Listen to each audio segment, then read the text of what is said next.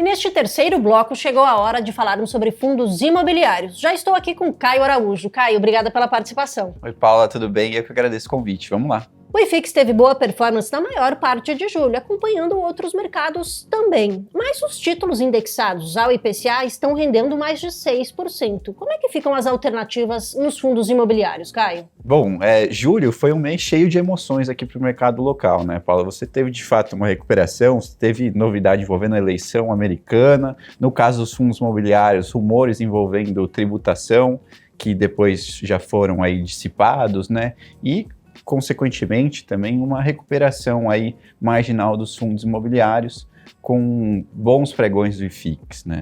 Porém, ainda enxergamos grandes desafios no que diz respeito principalmente à política fiscal local. E com isso, as taxas de juros aí continuam elevadas e são, de fato, um impeditivo para uma migração mais forte de capital para renda variável e para fundos imobiliários também.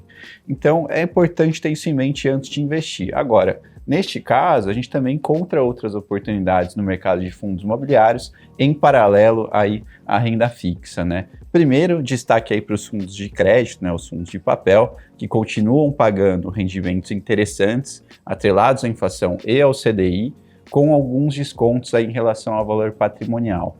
Então a gente está falando aqui de dividend yield de 2 dígitos aí de uma forma anualizada, né? E também aproveitar algumas oportunidades no tijolo, assim como a gente fez aí no mês passado e conseguimos aí alguns ganhos. E falando um pouco dos fundos de tijolos, né? Porque a gente viu uma boa performance do setor logístico no segundo trimestre, puxado aí por Mercado Livre, Shopee, né, novas locações e também renovações de contratos. Como é que ficam os fundos de tijolos agora começando agosto? O setor logístico há alguns anos vem tendo ótimo desempenho operacional, quando a gente pensa em absorção líquida, nível de ocupação, taxas de vacância aí bem controladas. Isso tem a ver com uma estruturação das empresas envolvendo o ambiente logístico, especialmente após a pandemia, né, com a entrada do e-commerce e outros ganhos de eficiência na parte operacional, nessa parte de transportes, né. Então, é um setor que a gente olha com bons olhos já há algum tempo e tem umas recomendações envolvendo os fundos também, né? O fundo que eu recomendei no mês passado é um fundo de logística.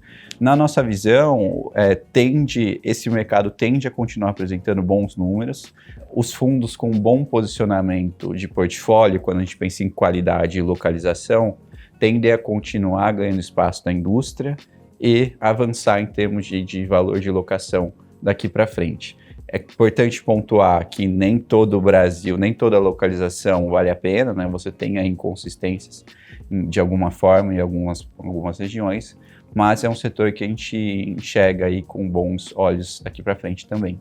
Agora, nessa linha de crescimento, os escritórios também foram bem, né? No segundo trimestre aí, diminuindo a vacância. O que você pode falar um pouco desse setor, né? Desse segmento dos fundos imobiliários? No caso dos escritórios, é um contexto bem diferente do que o de logística. Você teve, de fato, uma escalada de vacância durante a pandemia e também um pouco antes desse período, com um maior número de entregas de empreendimentos de escritórios aqui na região. E com isso, os preços ficaram lá embaixo, ou ficaram estagnados, né?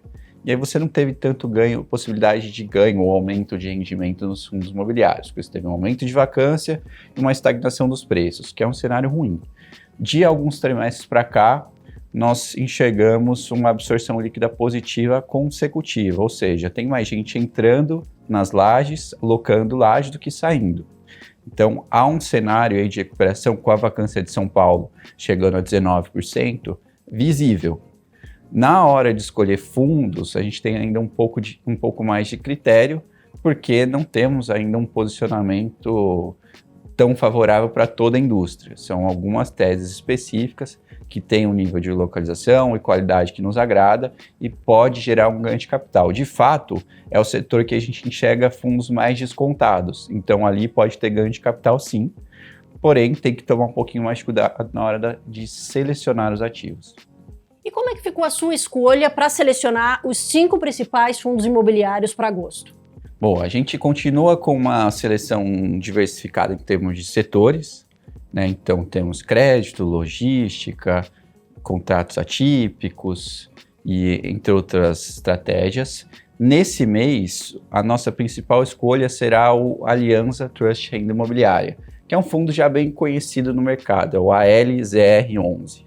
Ele é um fundo que concentra sua atuação em imóveis com contratos atípicos de longo prazo. Então, são contratos com renda previsível, mais de 10, 15 anos, a depender do contrato, com bons locatários, ou seja, com risco de crédito controlado, e são imóveis de qualidade interessante, uma qualidade razoável. É um fundo, por exemplo, que tem exposição a data center, que é um mercado que é pouco explorado no Brasil hoje, mas que está muito falado nos Estados Unidos e ao redor do mundo.